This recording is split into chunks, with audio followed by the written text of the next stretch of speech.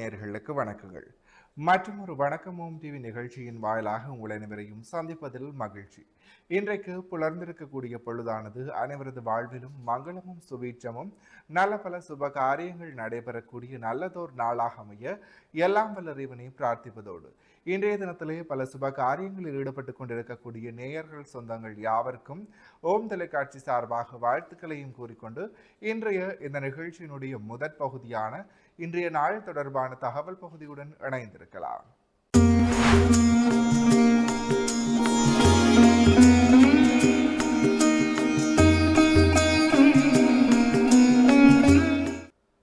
இணைந்திருக்கின்றோம் வணக்கம் ஓம் டிவியின் இன்றைய நாள் தொடர்பான தகவல் பகுதியுடன்.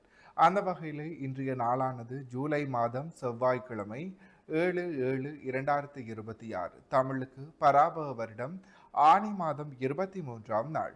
இன்றைய நாளினுடைய நல்ல நேரங்களாக இன்று காலை 7:45 தொடக்கம் 8:45 வரை, பின் மாலை 4:45 மணி தொடக்கம் 5:45 மணி வரை.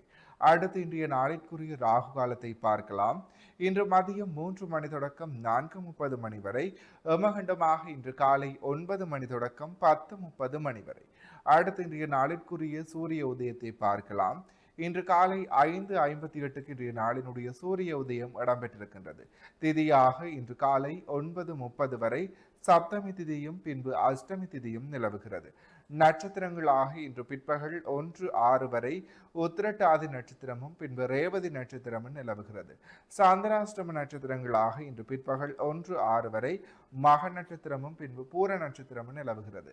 மகம் மற்றும் பூர நட்சத்திரத்தில் உள்ளோர் செய்கரமங்கள் யாவற்றிலும் நிதானத்துடனும் பொறுமையுடனும் செயலாற்றல் சிறப்பு. எனவே நேர்களே, இவைதான் இன்றைய நாள் தொடர்பான தகவல் பகுதிகள் ஆகும். தொடர்ந்தும் வணக்கமும் டிவி நிகழ்ச்சியினுடைய அடுத்த பகுதியான இன்றைய நாளிற்குரிய நற்சிந்தனை பகுதியுடன் இணைந்திருக்கலாம்.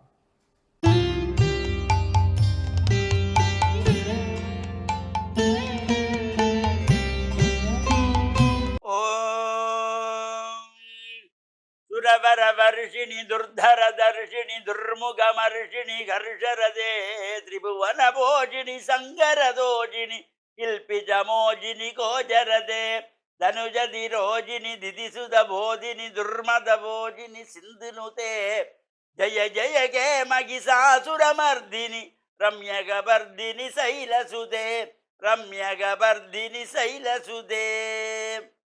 ஓம் நமச்சிவாய. மேன்மைகள் சைவ நீதி விளங்குக உலகமெல்லாம். நோயற்ற வாழ்வே குறைவற்ற செல்வம்.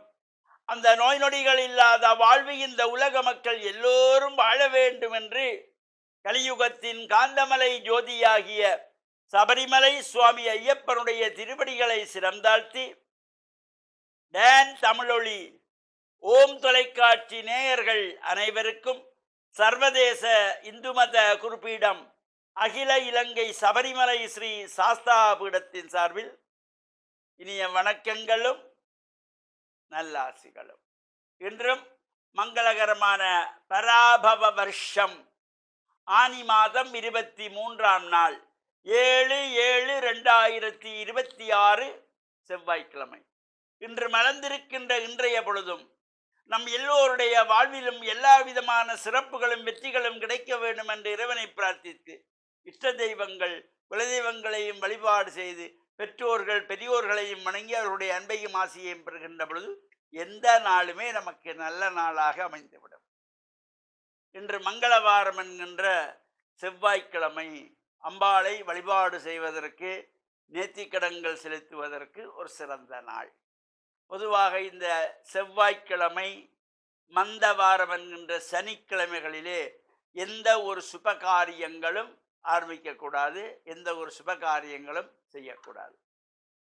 இறை வழிபாடுகள் அந்த வகையில் இந்த செவ்வாய்க்கிழமையிலே அன்னை பராசக்தியை வேண்டி ராகு கால நேரத்திலே துர்க்கை அம்பாளை பிரார்த்தனை செய்து எலுமிச்சம்பழத்திலே விளக்கு ஏற்றி குங்கும அர்ச்சனை செய்து வழிபாடு செய்வார்கள். பொதுவாக ராகு காலத்திலே எந்த சுபகாரியம் செய்யக்கூடாது என்றால் இந்த துர்கா பூஜை எவ்வாறு செய்யலாம் என்ற ஒரு எண்ணம் நமக்குள்ளே வரும். இந்த ராகு காலம் என்பது அகிலாண்ட கோடி பிரம்மாண்ட நாயகியாகிய அன்னை பராசக்தியானவள் கும்பன், சும்பன், நிசும்பன், மகிஷன், மகிஷாசுரன், ரத்தபீஜன், ரதோத்கடன் என்கின்ற இந்த அசுரர்களை எல்லாம் சம்ஹாரம் செய்த நேரம். அந்த காலம்தான் இந்த ராகு காலம். இந்த ராகு கால நேரத்திலே தான் இந்த சம்ஹாரங்களை அம்பாள் செய்து அதர்மங்களை அழித்து தர்மத்தை நிலைநாட்டுவதற்காக அன்னை பராசக்தியானவள் இந்த அசுரர்களை சம்ஹாரம் செய்த நேரம். இந்த சம்ஹாரத்துக்குரிய காலமாக இந்த சாயங்கால வேளை, அதாவது இந்த செவ்வாய்க்கிழமைகளிலே பிற்பகல் 3 மணி முதல் 4:30 மணி வரையிலே இந்த துர்க்கை அம்பாளுக்கு குங்குமார்ச்சனை செய்து வழிபாடு செய்கின்ற பொழுது நாம் கேட்பது அனைத்தும் நமக்கு கிடைக்குமாம். பொதுவாக ஜாதக ரீதியாக ஒரு பெண்ணுக்கு திருமணம் என்றதுமே ஜாதகத்தை பார்க்கிற பொழுது செவ்வாய் தோஷம் இருக்கிறது, 7 செவ்வாய் இருக்கிறது, லக்னத்தில் செவ்வாய் இருக்கிறது என்று இந்த தோஷங்களை எல்லாம் சொல்லிக்கொள்வார்கள். அவ்வாறான ஜாதக ரீதியாக ஏற்படுகிற தோஷங்கள் காலசர்ப்ப தோஷம், புத்திர தோஷம், நாகதோஷம், செவ்வாய் தோஷம், மாங்கல்ய தோஷம் என்று இவையெல்லாம் ஒவ்வொன்றாக சொல்லுவார்கள். இது எல்லாம் இந்த ஜாதகத்தை பார்ப்பவர்களுக்கு மட்டும்தானா, ஏனையவர்களுக்கு இல்லையா என்ற ஒரு வினா நமக்குள்ளே வரும். இப்போ ஏனைய மதத்தவர்கள் இதை பார்க்கிறார்களா, அல்லது இது பற்றி தெரியாதவர்கள் இதை பார்க்கிறார்களா, ஜாதகம் பார்க்காமலே திருமணம் செய்கிறார்கள் தானே, அவர்கள் நல்லா இல்லையா என்று கேட்கின்றவர்களும் உண்டு. அவ்வாறான எண்ணம் உள்ளவர்களும் உண்டு. உங்களில் பலரும் அவ்வாறு இருப்பீர்கள். அவரவர் போன ஜென்மத்திலே செய்த பாவ புண்ணியங்களுக்கு ஏற்ப அந்த வாழ்க்கை அமைந்து கொண்டிருக்கும். இதைத்தான் கொடுத்து வைத்தவர் என்று சொல்லுவது. உதாரணமாக, நாம் பணம் இருக்கிற பொழுது வங்கியிலே கொண்டு போய் சேர்த்து வைக்கிறோம். அவ்வப்போது எங்களுக்கு தேவைக்கு எடுப்பதற்காக அதற்கு ஒரு மிஷின், அதிலே ஒரு கார்டு, ஏடிஎம் மிஷினில் இந்த அக்கௌண்ட் நாங்கள் கணக்கெடுத்த உடனே அங்கே ஒரு அட்டை கொடுப்பார்கள், கிரெடிட் கார்டு, விசா கார்டு. அதை கொண்டு போய் அப்பப்போ அங்கங்கே போடுறோம், எடுக்கிறோம். இதை ஒருவர் பார்த்து கொண்டு வந்து விட்டு, அட இவன் நினைச்ச நேரமெல்லாம் போனான், மிஷினில் போகிறான், காட்டை போடுறான், கிடைக்குது, நானும் போய் போடுவோம்ண்டு அவரும் கொண்டு போய் காட்டை போட்டாராம். அவனிடத்தில் அக்கௌண்ட் இருந்தது, பணம் இருந்தது, அதற்குரிய விசா கார்டு, கிரெடிட் கார்டு இருந்தது. அவன் போய் எடுக்கிறான். ஒன்றுமே இல்லாத நீ ஏதோ ஒரு காட்டை கொண்டே போட்டு விட்டு எனக்கு பணம் வரல, அவனுக்கு பணம் வருதுனால் அவன் ஏற்கனவே கொடுத்து வைத்தவன், வங்கியிலே பணத்தை சேர்த்து வைத்திருக்கிறான். அதற்குரிய அனுமதி அவனுக்கு கிடைத்திருக்கிறது. எனவே நாம் இந்த இறை வழிபாட்டில் நம்பிக்கை தான் முக்கியம். நான் நம்பிக்கையோடு பிரார்த்தனை செய்கின்ற பொழுது யார் யாருக்கெல்லாம் இந்த நம்பிக்கை இருக்கிறதோ, அந்த நம்பிக்கை அடிப்படையிலே தான் அவருக்கு இப்படி செய்தார், இவர் அப்படி செய்தார் என்று பிறரை பற்றி நாம் பார்க்க வேண்டிய அவசியம் கிடையாது. நாம் சரியாக நடந்து கொண்டால் நமக்கு இறைவன் சரியாக அந்த வழியை காட்டுவான். நல்ல வழியை காட்டி வாழ்வில் சந்தோஷமான நம்பிக்கையோடு இந்த பிரார்த்தனைகளை செய்து இறையருளையும் பெற்று மண்ணில் நல்ல வண்ணம் வாழ டான் தமிழொலி ஓம் தொலைக்காட்சி நேயர்கள் அனைவருக்கும் சர்வதேச இந்து மத குருபடத்தின் சார்பில் நல்லாசிகளை கூறிக்கொள்வதில் மனமகிழ்வு கொள்கிறோம். சர்வே ஜனாக சுக்கினோம் பவந்து சமஸ்த சன்மங்களானி சந்து. இன்றைய நாளுக்குரிய சைவ சமய நற்சந்தனை பகுதியை சிறப்பான முறையில் வழங்கிய ஆன்மீக அருள் ஜோதி ஸ்ரீ ஐயப்பதாச சாம்பசிவ சிவாச்சாரியார் ஐயா அவர்களுக்கு மனம் கடிந்த நன்றிகள். தொடர்ந்தும் நிகழ்ச்சியின் வாயிலாக இன்றைய நாளுக்குரிய ராசி பலன் பகுதியுடன் இணைந்திருக்கலாம்.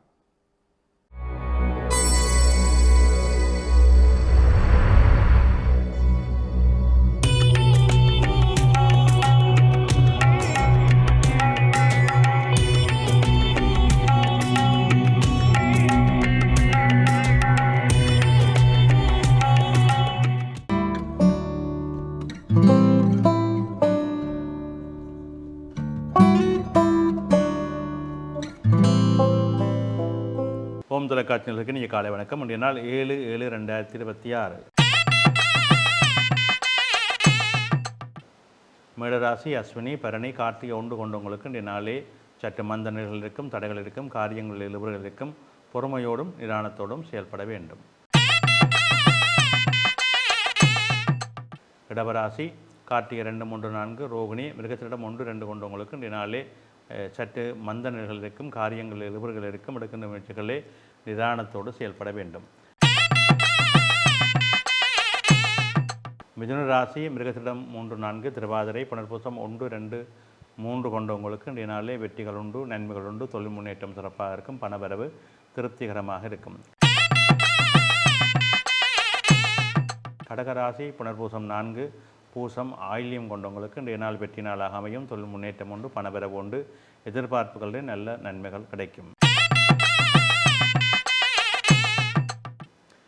சிம்மராசி மகம் பூரம் உத்தரம் 1 கொண்டவங்களுக்கு இன்றைய நாள் அனுகூலமானதாக இருக்கும், நன்மைகள் இருக்கும், எதிர்பார்ப்புகளில் வெற்றிகள் இருக்கும், நல்ல நிகழ்வுகளை எதிர்கொள்ளக்கூடிய வாய்ப்புகள் இருக்கும்.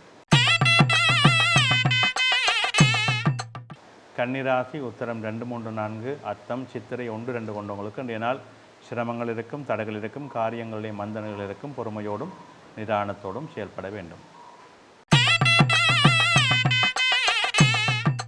துலாம் ராசி சித்திரை 3, 4, சுபாதி விசாகம் 1, 2, 3 கொண்டவங்களுக்கு இன்றைய நாள் வெற்றி நாளாக அமையும், பணவரவு திருப்திகரமாக இருக்கும், எடுக்கின்ற முயற்சிகளிலே நன்மைகளும் அனுகூலங்களும் இருக்கும். விருச்சிக ராசி விசாகம் 4, அனுசம் கேட்டை கொண்டவங்களுக்கு இன்றைய நாள் சற்று மந்தனைகளை கொடுக்கும், தொழில் முன்னேற்றங்களிலே சிரமங்கள் இருக்கும், தடைகள் இருக்கும், காரியங்களிலே மந்தனைகள் இருக்கும், பொறுமையோடும் நிதானத்தோடும் செயல்பட வேண்டும். தனுசு ராசி மூலம் பூராடம் உத்திராடம் 1 கொண்டவங்களுக்கு இன்றைய நாள் சற்று அலைச்சல்களை கொடுக்கும், காரியங்களில் இழுபறிகளை கொடுக்கும், தடைகள் இருக்கும், நிதானத்தோடும் பொறுமையோடும் செயல்பட வேண்டும். மகர ராசி உத்திராடம் 2, 3, 4, திருவோணம் அவிட்டம் 1, 2 கொண்டவங்களுக்கு இன்றைய நாள் மேன்மை தரும், நன்மை தரும், தொழில் முன்னேற்றம் சிறப்பாக இருக்கும், உறவினர் மூலம் நன்மைகள் இருக்கும், பணவரவு திருப்திகரமாக இருக்கும். கும்பராசி அவிட்டம் 3, 4, சதயம் பூரட்டாதி 1, 2, 3 கொண்டவங்களுக்கு இன்றைய நாள் அனுகூலங்களை தரும், நன்மைகளை தரும், தொழில் முன்னேற்றம் உண்டு, பணவரவு திருப்திகரமாக இருக்கும். மீனராசி பூரட்டாதி 4, உத்திரட்டாதி ரேவதி கொண்டவங்களுக்கு இன்றைய நாளிலே அனுகூலம் உண்டு, நன்மைகள் உண்டு, தொழில் முன்னேற்றம் உண்டு, பணவரவு திருப்திகரமாக இருக்கும். நன்றி.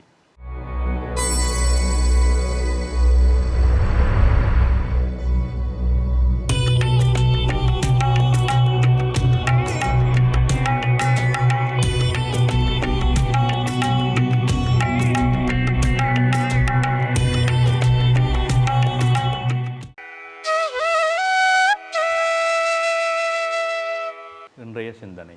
வாழ்க்கையிலே எங்களுடைய எதிர்பார்ப்புகள் மிக முக்கியமானதாக இருக்கும். நாம் எல்லோருமே வாழ்க்கையிலே நல்ல நிலையிலே வர வேண்டும், நல்ல உயர்வுகளை தொட வேண்டும் என்ற எண்ணம் இயல்பாக ஒவ்வொரு மனிதனுக்குள்ளேயும் இருக்கின்ற ஒரு வேட்கை. அது இல்லாவிட்டால் அவன் மனிதன் அல்ல. தன்னுடைய தொழில் சார்ந்து, தன்னுடைய குடும்பம் சார்ந்து, தன்னுடைய கிராமம் சார்ந்து ஒரு நல்ல நிலையிலே இருக்க வேண்டிய ஒரு சூழல் வர வேண்டும் என்கின்ற எண்ணம் இயல்பாக ஒரு மனிதனுக்கு இருக்க வேண்டிய எண்ணம். அதற்கான போராட்டம், அதற்கான முயற்சி உண்மையிலேயே வரவேற்கப்பட வேண்டிய ஒரு விடயம். ஒருவருடைய முன்னேற்றம் என்பது அவருடைய உழைப்பின் மூலமாக வருகின்ற பொழுது அதை எல்லோருமே மேன்மைப்படுத்துவார்கள், வழிநெறிப்படுத்துவார்கள், நல்ல வாழ்த்துக்கள் சொல்லுவார்கள், முன்னுதாரணமாக பேசுவார்கள். இவர் எப்படி தன்னுடைய முயற்சியிலே முன்னுக்கு வந்திருக்கின்றார் என்பது.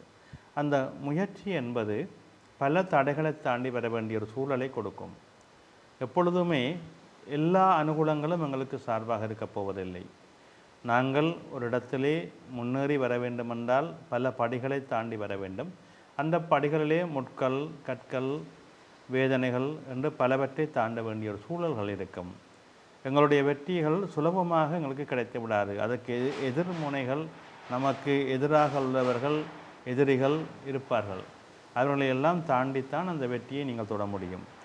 அந்த எதிர்ப்பு வருகின்ற பொழுது அந்த எதிர்ப்பை சமாளிக்கக்கூடிய ஆற்றலை கொண்டு வர வேண்டும். அது மிக முக்கியமானது. எதிர்ப்புகளை எப்படி சமாளிப்பது என்று கேட்டால் மிகவும் பொறுமையோடும் நிதானத்தோடும் அந்த எதிர்ப்புகளை சமாளிக்கக்கூடிய வல்லமைகளை பெற வேண்டும். அதற்குத்தான் இந்த பதட்டம் இல்லாத செயல்பாடு, நல்ல திடகாத்திரமான செயல்பாடு, நல்ல பொறுமை, கோபப்படாத செயல்பாடு, இவையெல்லாம் ஒரு வெற்றிக்குரிய அறிகுறிகளாக அமைந்துவிடும். நாங்கள் நிதானத்தோடு செயல்படுகின்ற பொழுது அது எங்களுக்கு முழுமையான வெற்றியை கொடுக்கும், நல்ல சிறப்பை கொடுக்கும், நல்ல மேன்மையை கொடுக்கும். எனவே நாங்கள் ஒவ்வொருவரும் அந்த உயர்வை, வெற்றியை பெறுவதற்கு வழி சமைக்க வேண்டும். நன்றி.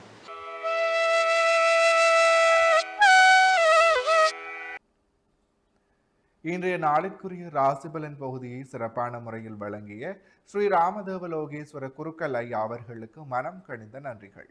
தொடர்ந்தும் நிகழ்ச்சியின் வாயிலாக அடுத்து பார்க்க இருப்பது திருக்குறளும் பொருளும் பகுதி.